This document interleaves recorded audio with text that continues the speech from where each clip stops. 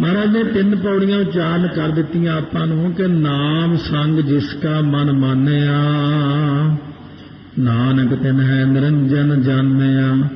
हुण जिन्हां दा मन मन्निया नाम दे नाल उन्हां ने परमात्मा नूं जाणिया, जिन्हां दा मन ही नहीं मनदा फिर चंगा पाई। भगत कबीर जी कहते मन माने लोग ना भतीजा ना भतीजा तो क्या कीजा। फिर की कर लांगे इन्हां लोकां दा, की करिए इन्हां नूं फिर जिन्हां दा नाम दे विच मन नहीं मन्निया। गुर प्रसाद आपन आप सुझै, गुरां दी किरपा दा सदका जीव नूं जदों अपना आप सुझ आउंदा है कि मैं कौन हाँ, मैं ब्रह्म हाँ। जदों ये गल पता लग जाए कि मैं ही ब्रह्म हाँ, तिसकी जान हो तृष्णा बुझै, ओहदी तृष्णा ही मुक जाती। कोई बच्चा घर विचों ही चीज़ां चोरी कर कर अपने कमरे च रखी जावे, पैसे चकदा अपने कमरे च रखदा, होर समान चकदा अपने कमरे। एक दिन पिता ने पूछा ये की करी जाना, ये क्यों चुक चुक रखी जाना अपने कमरे च। कहना ये चीज़ां मेरियां जिन्नियां मैं अपने कमरे च रख लवांगा मेरियां होणगियां। पिता ने जाणिया बचाई ये तो अनजान है ज्ञानी है, समझावां इसनूं। कहण लगे पुत्र मैं कौन है, कहते तुसीं मेरे पिता जी हो। ते जिहड़े पुत्र पिता दा समान हुंदा है पुत्र दा ही हुंदा। आ सारा मकान ही तेरा है, तू अपने कमरे च लिया रखी जाना। मेरे मरण तो बाद ये सारियां चीज़ां तेरियां ही ने। परमात्मा जांदे आउंदे तां किते नहीं, परमात्मा तो सदा सलामत रहिंदे ने। पर परमात्मा ये कहते हैं कि जदों तैनूं अपना आप सुझ गया कि मैं ही ब्रह्म हाँ, उस वक्त तेरा सारा कुछ ही जो कुछ ठाकुर का सो सेवक का,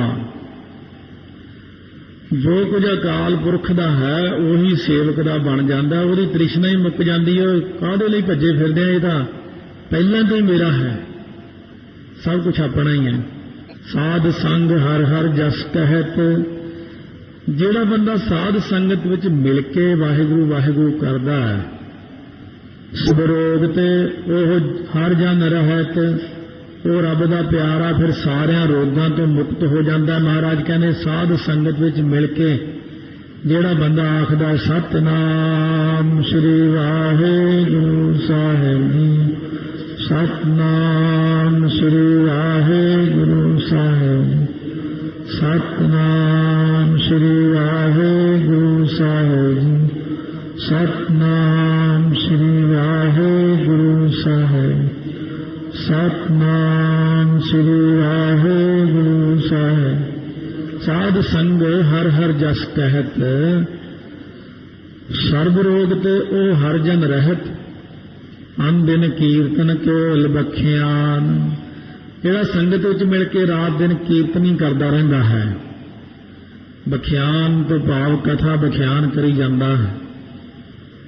कथा कीर्तन दा करना, कथा कीर्तन दा सुनना, गृहस्थ मैं सोई निर्वाण। वो गृहस्थी हुंदा होया भी निर्लेप रह जाता है माया तो। गृहस्थी हुंदियां भी माया उहदे ते असर नहीं करती अपना, क्योंकि वो संगतिया है। संगतिया शब्दिया ये गुरसिख की निशानी है। संगत करने वाले नूं संगतिया कहते हैं। गुरशब्दिया गुरशब्द की विचार करने वाला, गुरबाणी पढ़ने वाला, ਉਹਦੇ उत्ते माया असर नहीं करती, पाउंदी नहीं है उन्होंने। ਜਿਹੜੇ अनजान ਹੁੰਦੇ ਨੇ ਉਹਨਾਂ ਤੇ माया असर कर जाती है। सो इस करके ਜਦੋਂ किसी चीज़ बारे ज्ञान हो जाता है तो वो चीज़ ਉਹਦੇ ਤੇ असर नहीं करती।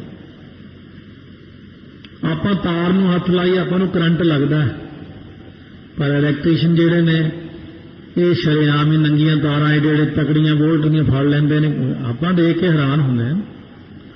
ਅਸੀਂ ਡਰਦੇ ਦੂਰ ਖੜੇ ਇਹਨੇ ਆਉਂਦੇ ਹੀ ਹੱਥ ਪਾ ਲਿਆ ਇਹਨੂੰ, ਕਿਉਂਕਿ ਉਸ ਬੰਦੇ ਨੂੰ ਉਹਦੇ ਅੰਦਰਲੀ ਸੋਝੀ ਹੈ ਕਿ ਕਿਹੜੀ ਤਾਰ ਨੈਗੇਟਿਵ ਪੋਜ਼ਿਟਿਵ ਕਿਹੜੀ ਕਿਹੜੀ ਮੈਂ ਕਿਹਨੂੰ ਹੱਥ ਪਾਉਣਾ, ਕਿੱਥੋਂ ਨੁਕਸਾਨ ਹੋਣਾ। ਸੋ ਇਸੇ ਪ੍ਰਕਾਰ ਸਮੁੰਦਰ ਵਿੱਚ ਹਰ ਵਕਤ ਛਾਲਾਂ ਲਾਉਣ ਵਾਲੇ ਜਿਹੜੇ ਨੇ ਉਹ ਸਰੀਰ ਨੂੰ ਇੱਕ ਚੀਜ਼ ਮਲ ਲੈਂਦੇ ਨੇ, ਉਹਦੇ ਨਾਲ ਸਰੀਰ ਦਾ ਨੁਕਸਾਨ ਨਹੀਂ ਹੁੰਦਾ। ਗੱਲ ਮਾਮੂਲੀ ਜਿਹੀ ਹੈ, ਮਾਮੂਲੀ ਜਿਹੀ ਗੱਲ ਹੁੰਦੀ, ਕੋਈ ਖਾਸ ਨਹੀਂ ਹੁੰਦੀ ਕੋਈ ਵੀ ਗੱਲ। ਮਹਾਰਾਜ ਕਹਿੰਦੇ ਜਿਹੜਾ ਬੰਦਾ ਸੰਗਤ ਵਿੱਚ ਬੈਠਦਾ ਹੈ, ਗੁਰ ਸ਼ਬਦ ਦੀ ਵਿਚਾਰ ਕਰਦਾ ਹੈ, ਨਾਮ ਜਪਦਾ ਹੈ, ਬਸ ਇੰਨਾ ਕਿ ਉਹ ਗ੍ਰਸਤੀ ਰੂਪੀ ਸਮੁੰਦਰ ਵਿੱਚ ਰਹਿ ਕੇ ਵੀ ਨਿਰਲੇਪ ਰਹਿ ਜਾਂਦਾ। ਏਕ ਉੱਪਰ ਜਿਸ ਜਨ ਕੀ ਆਸਾ, ਤਿਸ ਕੀ ਕਟਿਆ ਜਮ ਕੀ ਫਾਸਾ। ਇੱਕ ਵਾਹਿਗੁਰੂ ਉੱਤੇ ਜਿਸ ਬੰਦੇ ਦੀ ਆਸ ਲੱਗੀ ਹਰ ਵਕਤ, ਜਿਹਨੂੰ ਕੋਈ ਹੋਰ ਆਸ ਹੀ ਨਹੀਂ, ਜਮਦੂਤ ਵੀ ਆਪਣੀ ਰੱਸੀ ਖੋਲ ਕੇ ਲੈ ਜਾਂਦਾ ਉੱਥੇ। ਕੀ ਵਿਗਾੜੇਗਾ ਮੇਰਾ ਭਗਤ? ਕਬੀਰ ਜੀ ਕਹਿੰਦੇ ਕੀ ਵਿਗਾੜੇਗਾ? ਚਿੱਤਰਗੁਪਤ ਨੂੰ ਭਗਤ ਜੀ ਕਹਿਣ ਲੱਗੇ ਇੱਥੇ ਖੜੇ ਹੋ ਮੇਰੇ ਕੋਲੇ, ਉਹਨਾਂ ਨੂੰ ਤਾਂ ਦਿਖਣ ਲੱਗ ਗਏ ਨਾ, ਆਪਾਂ ਨੂੰ ਦਿਖਦੇ ਨਹੀਂ। ਕਹਿੰਦੇ ਜੀ ਸਾਨੂੰ ਹੁਕਮ ਹੈ ਜੀ ਧਰਮ ਰਾਜੇ ਦਾ ਵੀ ਹਰੇਕ ਬੰਦੇ ਕੋਲ ਖੜ ਕੇ ਹਿਸਾਬ ਕਿਤਾਬ ਲਿਖੋ। ਭਗਤ ਰਵਿਦਾਸ ਜੀ ਕੋਲ ਵੀ ਚਿੱਤਰਗੁਪਤ ਆ ਕੇ ਖੜ ਗਏ। ਭਗਤ ਰਵਿਦਾਸ ਜੀ ਕਹਿੰਦੇ ਉਰਵਾਰ ਪਾਰ ਕੇ ਦਾਨੀਆਂ ਲਿਖ ਲਿਓ ਆਲ ਪਤਾਲ। ਆਲ ਪਤਾਲ ਹੁੰਦੇ ਜਿਵੇਂ ਛੋਟੇ ਬੱਚੇ ਹਲੇ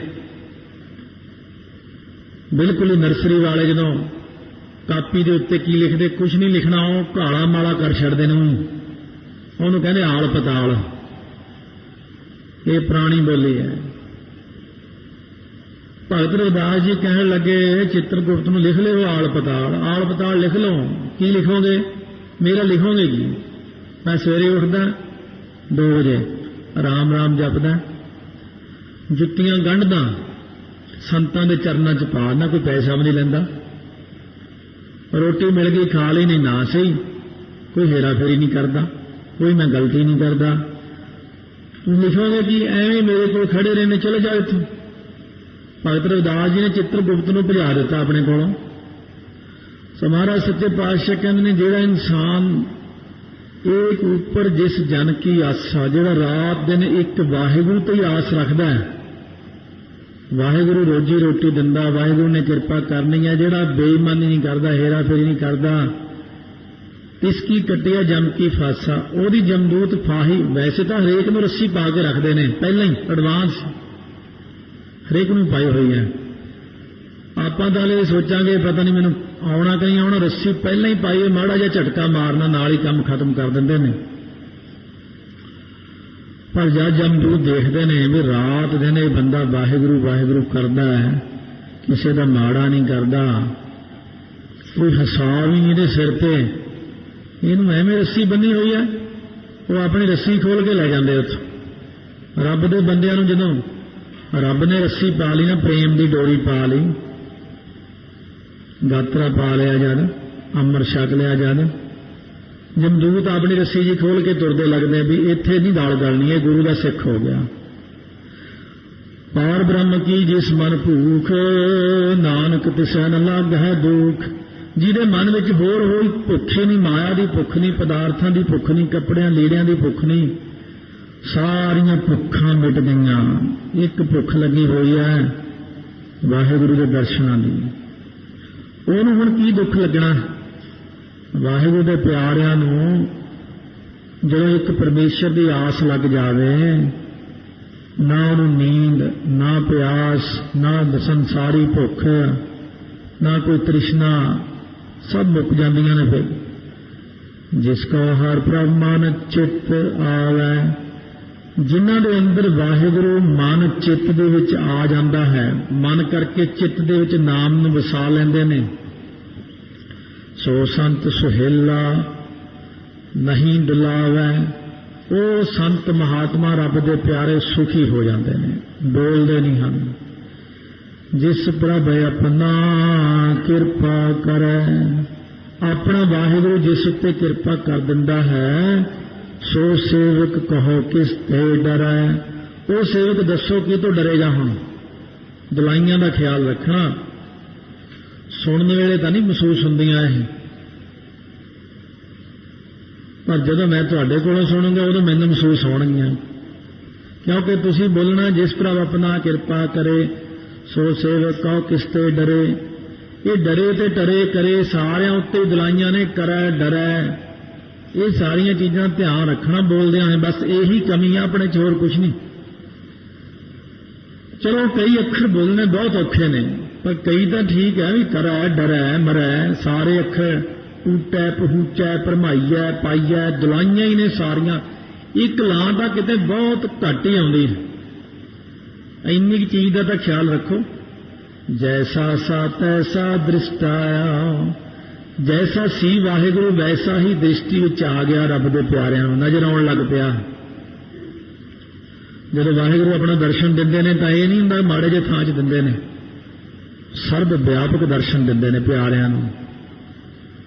ਜਦੋਂ ਸਰਬ ਵਿਆਪਕ ਦਰਸ਼ਨ ਹੋਣ ਲੱਗੇ ਫਿਰ ਇਹ ਚੀਜ਼ ਨਜ਼ਰ ਆਉਣ ਲੱਗ ਜਾਂਦੀ ਕਿ ਆਪਣੇ ਕਾਰਜ ਮਹਿ ਆਪ ਸਮਾਇਆ। ਕਾਰਨ ਤੇ ਕਾਰਜ।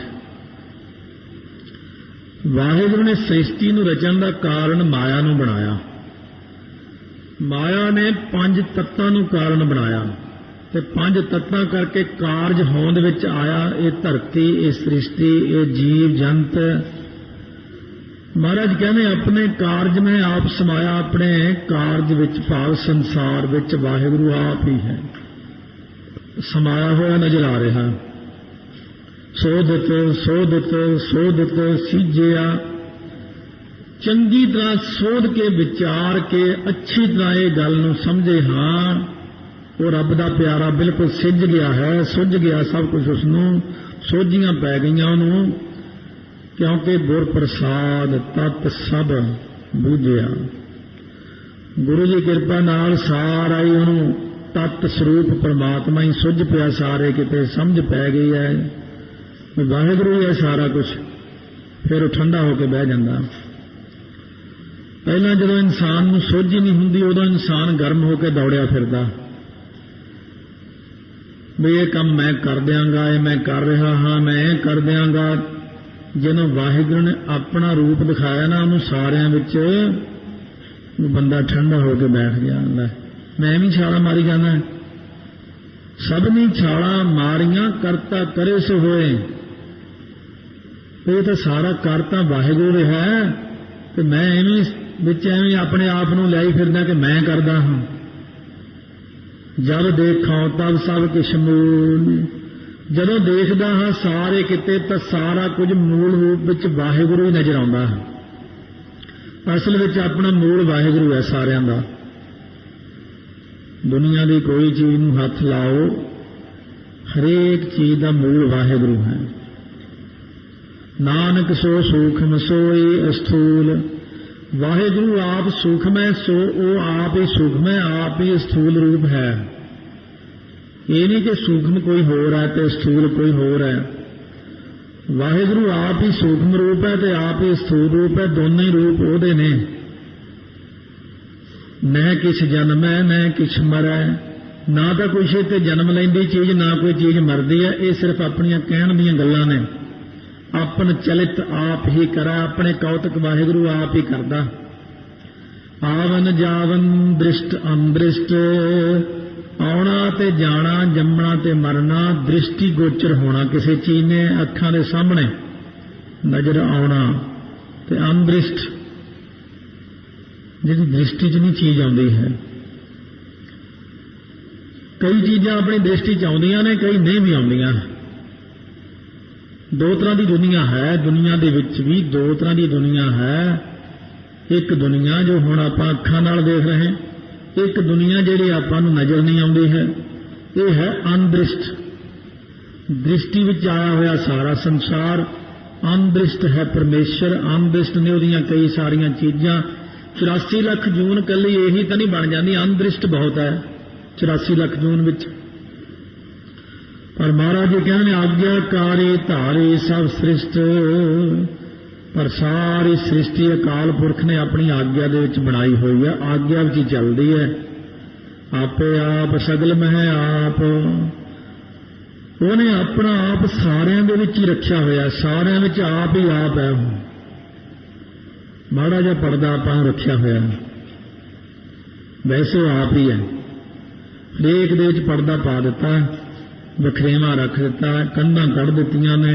ये साडा मकान है, तुहाडा है, ये मेरा शरीर है, ये तेरा है। इस तरह वखरेवे पा दिते ने। समुंदर इक्को ही है, पर हजारां बाल्टियां भर लियां समुंदर विचों वो वखरेवें पै गए। जो पानी वापस डोलदी उस फिर कोई वखरेवा नहीं, बाल्टी करके वखरेवा है। इसलिए अपने विच शरीरां करके वखरेवा नजर आउंदा, पर वखरा कुछ भी नहीं है। अनेक जुगत रच थाप उथाप, अनेकों जुगतियां नाल वाहिगुरू रचदे ने, सृष्टि नूं थापना करदे ने, किसी नूं थाप दिंदे ने, किसी नूं उथाप जड़ों ही पट दिंदे ने। अविनाशी नाही किछ खंड, वाहिगुरू दे विच कोई खंड नहीं, टुकड़े नहीं है, वखरा नहीं है। वाहिगुरू नाश तो रहत है, धारण धार रहे हो ब्रह्मंड। आप ही सारा जितना भी ब्रह्मंड है ਇਹਦੇ ਵਿੱਚ ਆਪਣੇ ਸਰੂਪ ਨੂੰ ਆਪ ਹੀ ਧਾਰਨ ਕੀਤਾ ਹੋਇਆ, ਆਪਣੇ ਮਨਾਂ ਦੇ ਅੰਦਰ ਫਰਕ ਪਾਇਆ ਹੋਇਆ, ਮਾਇਆ ਕਰਕੇ ਉਪਾਧੀ ਖੜੀ ਕਰ ਦਿੱਤੀ, ਭੁਲੇਖਾ ਪੈ ਗਿਆ। ਸੋ ਬੰਦਾ ਤਾਂ ਇੱਕੋ ਹੀ ਹੁੰਦਾ। ਕਈ ਬੜੇ ਵਿੰਗੇ ਟੇਢੇ ਜਿਹੇ ਸ਼ੀਸ਼ੇ ਲਾਏ ਹੁੰਦੇ ਨੇ ਹਸਾਉਣ ਵਾਸਤੇ, तो जाके देखो बंदा बड़ा मोटा ताजा लगता, उस कोई लंबा लगता, कोई मुंह टेढ़ा लगता, शीशे की उपाधि करके मुंह बिंगा दिखने लग पाया। वास्तविक तो आप साफ ही खड़े सीधे ही। इस तरह माया की उपाधि करके आपां सारियां नूं वखरेवा दिखता है, ये तेरा है मेरा वो साडा है। इस तरह बंदे लड़ते हैं आपस में, साडा मुल्क है तेरा मुल्क है, साडा धर्म है तेरा धर्म है। इस तरह वंडियां पै गई आपस में। वो वंडियां पैण करके मेरे तेरे दे झगड़े खड़े हो गए। महाराज कहने वास्तव में मेरा तेरा कुछ भी नहीं, इत्थे अगे जाके तो सारे एको ही हो जाते हैं, इत्थे वखरेवें खड़े किए हुए हैं। अलख अभेव पुरख प्रताप, वो लखण तो रहत, जानन तो रहत, अभेव भेद तो रहत। जो पुरख है वाहिगुरू, ਉਹਦਾ प्रताप ਜਿਹੜਾ है बहुत ਵੱਡਾ प्रताप, ਉਹਦਾ प्रताप ही सारे काम कर रहा ਹੁਣ भी। सो जिवें किसी ने पूछा महात्मा ब्रह्म ज्ञानी ਨੂੰ गुरु ग्रंथ ਸਾਹਿਬ 'ਚ शक्ति कित्थे है, दसो जी महाराज शक्ति है। महात्मा कहते जिहड़ी आ सारी संगत टेक के बैठी है, ये शक्ति नहीं है। बिना शक्ति तो टेक के बैठे ने, कोई बहदा इस तरह किसी कोले, वो किताबां दे मूहरे इन्ने जाने बहंदे ने, कोई नहीं बहंदा। ये सारी गुरु ग्रंथ साहिब की शक्ति ही तो है कि साइडियां दी बिल्डिंगां बन गईयां, इन्ना सोना चढ़ जाता, इन्ने पैसे इन्ने लंगर चलते हैं। इस करके अन्ने बंदियां नूं समझाउणा पैंदा भी सारी महाराज की शक्ति काम कर रही है। अलख भेद पुरख प्रताप, आप जपाए तां नानक जाप। जे आप जपाउंदा तां कोई जपदा, नहीं तां दूजा बंदा जुबान ही बंद हो जाती है उसदी, वो नहीं जप सकदा। ये तां जिन्हूं वाहिगुरू जपाउंदे ने उही नाम जपदा है। जिन प्रभ जाता सो शोभावंत, जिन्हां ने अकाल पुरख वाहिगुरू नूं जाता जान लिया ना, वो शोभा वाला हो जाता तिन्नां लोकां विच। लोग उहदे पिछे कमलियां वांगू फिरदे ने। वैसे तो आपां नूं नेड़े जे जाना भी औखा हो जाता, पर जे किते पता लग जाए कि फलाने थां कोई रब दा प्यारा बैठा बड़ा पहुंचा, वो भावें जंगल च बैठा, दुनिया उत्थे जांदी उहनूं मिलण, दर्शन करदी उहनूं। शोभा वाला सगल संसार उधरा तिन मंत, सारा संसार उन्हां दे मंत तो भाव उपदेश नाल संसार दा कल्याण हो जाता, क्योंकि उन्होंने उपदेश चंगा ही चंगा देना। महात्मा दे कोल ज्यादा लोग रहे नहीं है, क्योंकि आम संसार बाहरों गल्लां बहुत बनाउंदा, निंदक दे ज्यादा खड़े हो गए। पर महात्मा कोल रह के मैं तो नहीं कुछ देखिया, बड़े कईयां दी संगत कीती है, कईयां जणियां दी, खासकर ब्रह्म ज्ञानी की संगत का बड़ा आनंद आता। हरेक गल ते ही सिक्ख्या दे जाणगे वो बैठे, कोई भी गल होगी सिक्ख्या देने, उस टाइम सिक्ख्या दे देंगे हैं। बड़ा मन खुश होंदा, क्योंकि उन्होंने दा तो बाणी का आपस में कोई वखरेवा नजर नहीं आता। जिहड़ी गल गुरु ग्रंथ साहिब लिखी उन्होंने उही करनी है।